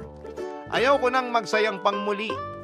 Charge to experience na lang, sabi nga ng nabasa kong post ng isang sikat na vlogger na pinafollow ko. Baka naman may susunod pa rin sa akin, Papa Dudut. Naisip ko na nagdedelu ako. Baka meron pang isang marong number at yun na ang forever ko. Sa mga sumunod na araw ay hindi na ako umasa pa sa tawag ni Dexter. Hindi na rin ako nagbantay sa telepono. Nagbalik loob na ako sa pagsasayaw at pagkanta ng mga trending sa social media. Kahit papaano ay nakalimutan ko na nga si Dexter. Hanggang isang hapon, pagka-uwi ko ay may inabot na papel si Mama sa akin.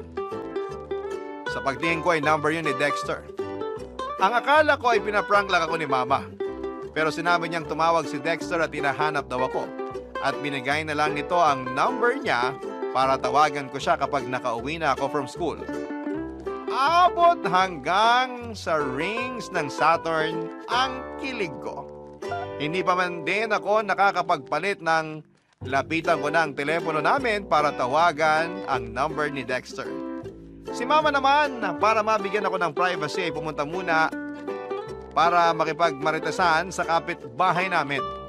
Nakatatlong ring ang telepono nila Dexter bago niya yon sinagot. Kumabog ng malakas ang dibdib ko. Kakaibang kilig yun, Papa Dudut.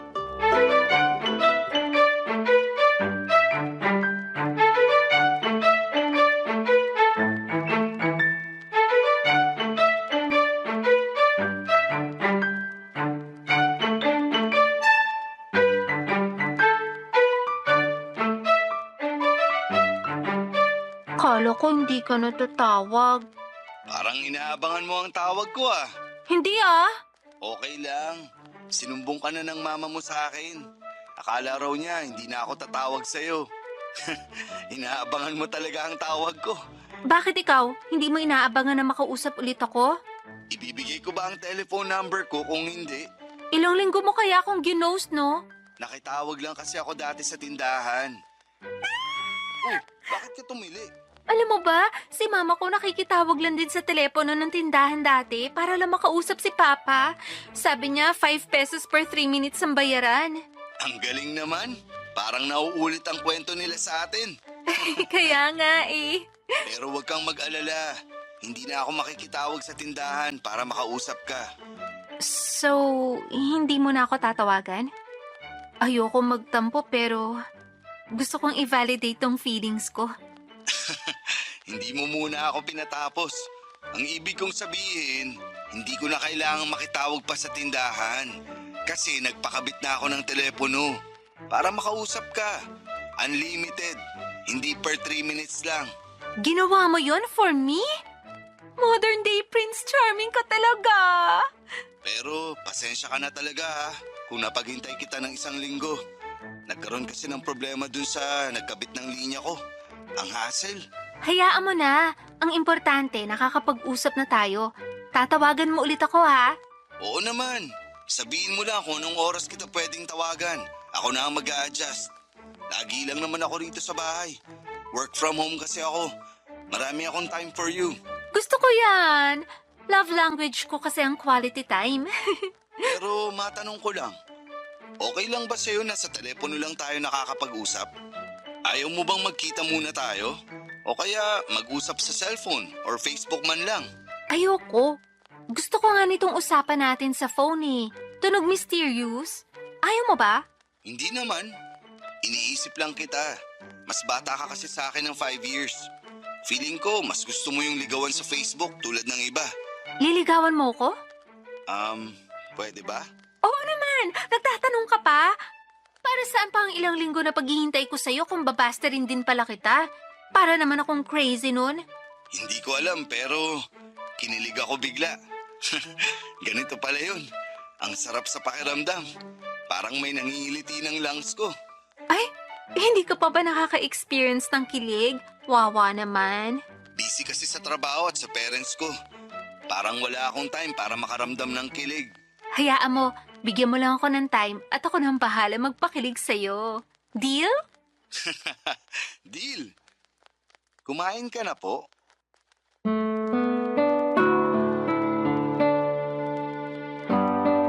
Ang simpleng linyang kumain ka na po.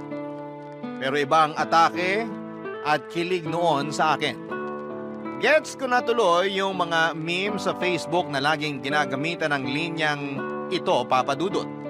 Effective pala siya. First time na may nagtanong sa akin ng, kumain ka na ba? Maliban kay mama. Kahit friends ko ay walang pakialam kahit mangisay pa ako sa gutom. Pero si Dexter ay naramdaman ko ang sincerity nung tinanong niya kung kumain na ba ako. Dagdag 12 points siya ron, Papa Dudut. At mas lalo lang nadagdagan ang points niya sa akin nung kinantahan niya ako habang magkausap kami sa telepono. Pinipigilan ko lang na tumili dahil baka isipin niya patay na patay ako sa kanya, which is true naman. Pero it's too early na ipakita yon sa kanya, hindi ba? Kunwari, dalagang Pilipina ako ng 80s. Ang exciting talaga, Papa Dudut. Hindi muna pala ako nagkwento kay Mama tungkol kay Dexter. Gusto ko munang solohin ang nafe-feel kong saya. Araw-araw kami nagkakausap sa phone ni Dexter at nagbalik na naman ako sa pagmamadaling makauwi ng bahay. Nakalimutan ko na naman na ako nga pala ang leader ng mga kaibigan ko sa pagpatol sa mga trending sa social media. Mas inuna ko talaga ang love life ko kesa sa kanila na normal naman sa panahon ngayon. Kahit naman friends ko, nakakalimutan nila ako kapag may mga boyfriend na sila. Saka lang sila bumabalik sa akin kapag break na sila. So bakit hindi ako gumanti? Lalo kung magiging happy naman ako sa pagganti, hindi ba? Ang saya talaga na ma-in love, Papa Dudut. Lalo na kung mutual kayo ng nararamdaman. Hi pag-ibig, bakit ngayon ka lang dumating? Tadhana, bakit late mo ring pinarating si Dexter sa akin? Barangay Love Stories. Barangay Love Stories. Umabot na kami ng 3 buwang magkausap ni Dexter, Papa Dudut. At aaminin kong na-fall na ako sa kanya. Alam kong ganon din siya sa akin. Lagi niyang pinaparamdam sa akin na gusto niya ako. Pero hindi ko pa siya sinasagot at gusto kong mas makilala pa siya. Yung hindi ko pagsisisihan sa huli. Ayokong magmadali na sagutin siya kahit na excited na ako sa part na magiging official na kaming dalawa. Sinabi ko na papaabutin ko ng 6 months ang ligawan namin at doon ko siya sasagutin. Bale, binabantayan ko pa rin kasi noon kung may ilalabas siyang red flags. Pero so far naman ay green flag siya all the way. Hindi pa rin kami nagkikitang dalawa, Papa Dudut. Nag-decide kami na kapag sinagot ko na siya ay doon na lamang kami magkikitang dalawa. Pinaghahandaan ko rin kasi yon.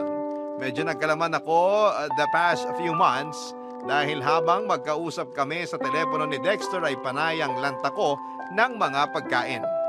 Na-enjoy kong mag-food trip kapag kausap siya. Ganon din siya. Napansin nga yun ni Mama, sabi niya ay normal daw yon kapag nai-in-love sa isa't isa. Nakaka-enjoy daw kumain na magkasama. Napangiti ako kasi ganon yung... Kaya kapag nagkita na kami, hindi ba, ay maaaring pareho kaming chubby. Mararanasan ko na rin yung food trip ng magkarelasyon na magkasama na kami. Excited na akong dumating ang araw na yon. Pero willing to wait pa rin naman ako para sa ikakatibay ng relasyon namin. Pinayuhan ako ni Mama na hindi ko kailangang magmadali lalo't pareho pa na nafe-feel ko. Paano na lang kaming mga bata? Tama naman siya. Saka syempre ayokong sumugal kaagad lalo't pwedeng si Dexter ang maging first boyfriend and first love ko. I want to make it special, Papa Dudut. Yon ang pinangako ko sa sarili ko. Kaya kahit medyo atat nang ma-experience ang full package ng loving relationship ay pinili ko pa rin na magtimpe, Papa Dudut.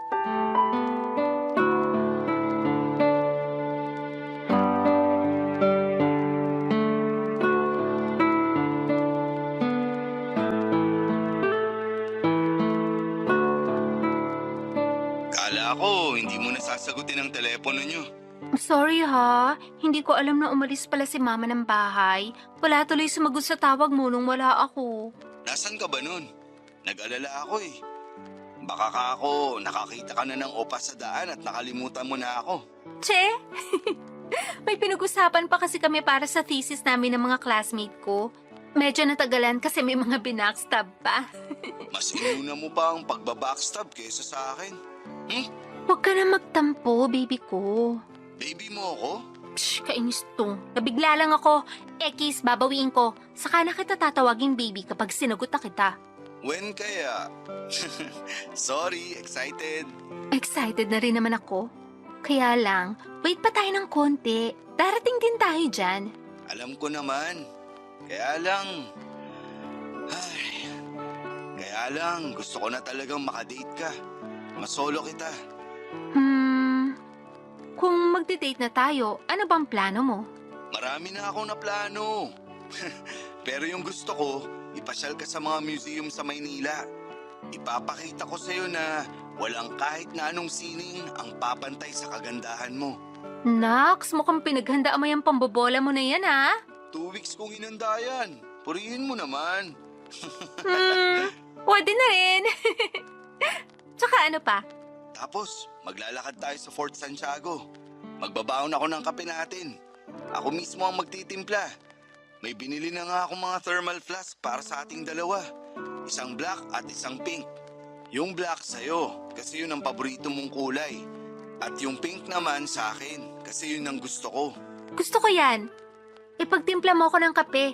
Mas gusto ko yan kesa sa mga nabibili sa mga shallow na coffee shop. Tapos, ikaw nang bahala sa biskwit, ha? Kung papayag ka nga, magluluto sana ako ng adobong manok. Tapos lalagyan ko ng maraming itlog pugo at sili. Picnic tayo. Gusto ko yan, ha? Picnic at adobong maanghang. Damihan mo ang siling labuyo. Paborito ko yun. Ikaw pa ba? Malakas ka sa akin eh. Tapos sa gabi, maglalakad tayo sa Jones Bridge. Maganda ang pailaw dun sa gabi. Para tayong nasa Hong Kong o Paris. Hindi pa ako nakapunta dun. Sige, puntahan natin. Bili ka ng chocolates at pulveron na para habang naglalakad may nakakain tayo. Hindi mo na kailangang sabihin yan. Bibili talaga ako. Lagi mo kayang sinasabi na paborito mo ang chocolates at pulburon. Lalo yung may kahalong durog na mani. Ay, pero magsimba pala muna tayo. Okay lang ba sa'yo? Mukha na ba akong demonyo para tanungin mo kung okay lang sa akin na magsimba? Baka lang kasi hindi mo na isali sa itinerary ng date natin. Gusto ko, hanapin mo ang pinakalumang simbahan sa Maynila. Doon tayo magsimba. Marami na kasing dininig ng mga hiling at dasal ang mga lumang simbahan. Sabi ni Mama sa akin, dasal daw ng ilang dekada ang nagpapatibay ng mga lumang simbahan. Sakto! Dadalhin kita sa San Agustin Church. Yun ang pinakalumang simbahan dun. Alam mo ba na yun lang ang simbahan na nakaligtas sa mga matitinding pagbomba ng World War II? Wow! Hindi ko alam yan ah!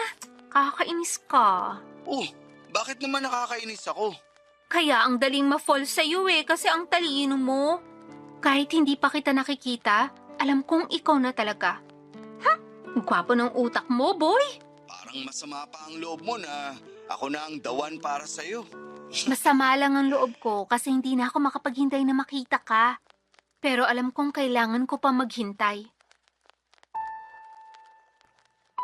Totoo ang sinabi ko kay Dexter kaya mabilis din akong nahulog sa kanya dahil sa katalinuhan nito. Hindi kasi ako masyadong matalino. Talented ako sa pagsayaw at pagkanta pero aminadong nabibitin ng grades madalas sa school. Pero dahil kay Dexter ay natulungan niya akong makapasa sa mga subjects ko sa eskwelahan. Maski sa thesis ko ay tinulungan din niya ako. Matalino talaga siya. Lagi ko nga yung finiflex kay Mama. Boto na nga rin si Mama sa kanya lalo na noong nag-share sila sa isa't isa ng mga trivias tungkol sa Pilipinas. Nakwento ko na rin siya kay Papa pero hindi pa sila nagkakausap na dalawa.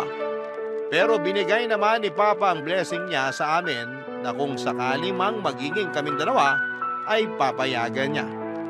Nakita kasi ng parents ko na umayos ang grades ko mula nang nakilala ko na si Dexter. Akala nila inspired lang ako mag-aral dahil kay Dexter pero ang hindi nila alam, si Dexter ang nagiging tutor ko at minsan ay siya na ang gumagawa ng mga assignments ko. Walang araw na dumaan na hindi ko naiisip si Dexter. Naging part na rin siya ng routine ko at hindi kumpleto ang araw ko kapag hindi nagre-ring ang telepono at siya ang napapakinggan kong nag-hello. Ganon na ako ka-in love sa kanya, Papa Dudut. Patuloy pa rin ang efforts niya sa akin at lagi siyang nagpapadala ng pulburon sa akin weekly at may kasama pa yung isang pink na rosas. Ano ba bang hihilingin ko sa first love and first boyfriend ko kung sakali? Kahit na hindi kami magkatuluyan, sa huli ay sigurado ako na isa ito sa mga kilig story ko pagtanda. Hindi ko na nga mahintay pa na umabot ng 6 months bago ko siya sagutin. Sinabi ko na sa kanya na gusto ko nang magkita kami. Balak ko kasi noon na sagutin siya in person para makita ko kung gaano siya kasaya na napasagot na niya ako. Tinawagan ko siya isang gabi nang hindi pa ako makatulog. Nagulat nga siya dahil siya lagi ang unang tumatawag sa aming dalawa, Papa Dudut.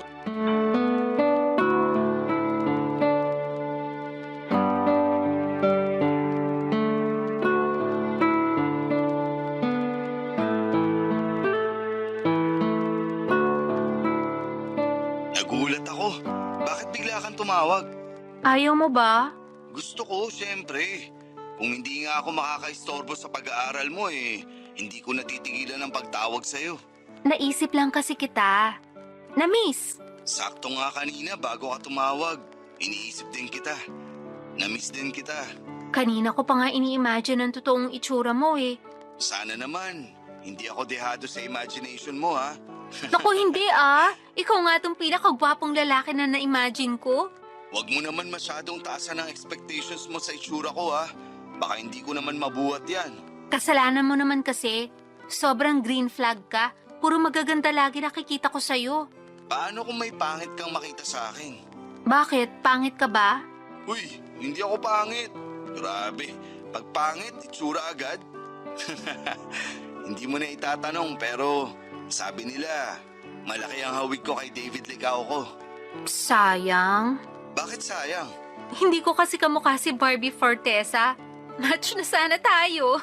Kahit mukha ka pang talampakan at hinliliit ni Barbie Fortesa, para sa akin, ikaw pa rin ang pinakamaganda.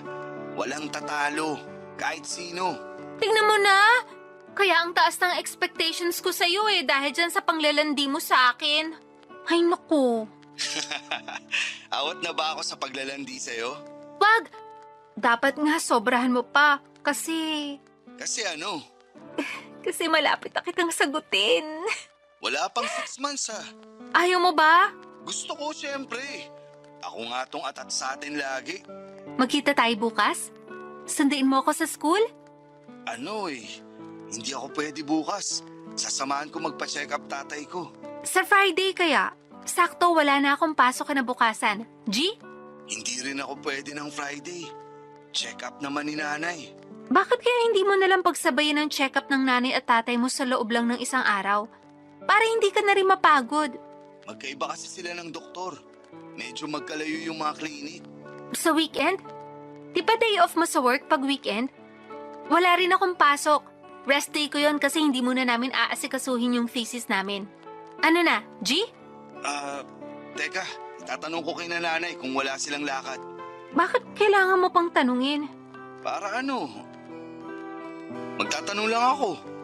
Ewan, gusto ko lang magtanong. Kung pagaganahin ko ang toyo ko ngayon, iisipin ko na ayaw mo akong makita. Hindi naman sa ganun. Pero mukhang alanganin din ako nitong weekend. Sige, ikaw na lang magsabi sa akin kung kailan ka free. Ako na lang ang mag-a-adjust. Siguro, morning ng Tuesday? Teka. May klase ako ng Tuesday morning eh. Diba sinend ko naman sa yung schedule ng mga klase ko? Ay, oo nga pala. Nako, Tuesday morning lang ako pwede. Paano kaya to? Ano ba nangyayari, Sid? Okay pa ba tayo? Hala, oo naman. Bakit parang iniiwasan mo makipagkita sa akin? Hindi ka naman pangit. Sabi mo nga kamukha mo si David Licauco. Wala ka ng problema sa itsura para ma-conscious. So ano na? Ay, conscious ako sa isang bagay. Sabihin mo kung ano. Handa akong palakasin ng loob mo tulad ng ginagawa mo sa akin kapag nai-insecure ako sa mataba kong pisngi at hita. Sabihin mo na. Missy, Huwag mong sabihin sa akin, may asawa ka na. uy, wala. Sabihin mo na. Matagal ko nang gustong sabihin sa'yo to, pero natakot ako baka hindi mo ako matanggap. Kaya kitang tanggapin. Kahit hindi mo pa nga kamukha si David Licauco, tatanggapin pa rin kita. Sigurado ka? Kahit anong sabihin ko sa'yo, tatanggapin mo? Oo, kasi mahal kita. 40 years old na ako. 40 anyos. Kaedad ko ang parents mo. Hindi ako kaagad nakaimik sa inamin ni Dexter Papadudut. 40 years old na siya. 40. Parang 20 pesos na pinagdikit sa wallet. Kaedad niya mga magulang ko. Napansin ni Dexter ang pananahimik ko noon. Mahina siyang nagsorry at sinabi sa akin na akala niya nung unang beses na nakausap ko siya ay hindi na masusundan yon. Kaya nagsinungaling siya sa akin at sinabing 25 years old na siya. Kaya lang daw hindi niya napigilan na magkaroon ng interes sa akin dahil napapatawa ko raw siya. Hindi ko alam kung paano tatanggapin ang binalita niya sa akin, Papadudut. Napadiin nga ang hawak ko sa handle ng telepono. Hanggang sa sinabi ni Dexter na tatawag na lamang siya ulit kapag nawala na yung pagkasya ko. Nauna nang nag-bye-bye si Dexter sa telepono, Papadudut. Pero ako'y hawak ko pa rin ang handle ng telepono kahit naririnig ko na ang pagkaputol ng linya. Hindi ko pa nasasabi kay Mama ang tungkol sa mga nalaman ko kay Dexter, Papadudut. Alam ko magagalit si Mama at baka ipaputol niya ang telepono para hindi kami makapag-usap muli ni Dexter. Panay na rin ang iwas kong makausap si Dexter habang nag-iisip ako kung ano ang gagawin. Nagpapalate ako ng uwi para hindi ko maabutan ang tawag niya at masaktuhan si Mama na makausap niya. Naguguluhan talaga ako at nalilito. Gusto kong bawiin ang pagmamahal ko para kay Dexter dahil sa mga nalaman ko pero hindi ko po kaya. Kahit kasi ganon ang mga nalaman ko ay alam kong may feelings pa rin ako para sa kanya. Hindi ko alam ang gagawin ko mga kabarangay. Sana'y matulungan po ako ng mga listeners ninyo para makapag-decide. Issue sa akin ang age gap namin na 20 years. Ang awkward para sa akin dahil kaedad niya ang parents ko pero mahal ko na siya. At siya na talaga ang gusto kong maging karelasyon. Hihintayin ko po ang advice ninyo mga kabarangay. Maraming salamat po. Ang inyong kapuso at kabarangay forever, Missy.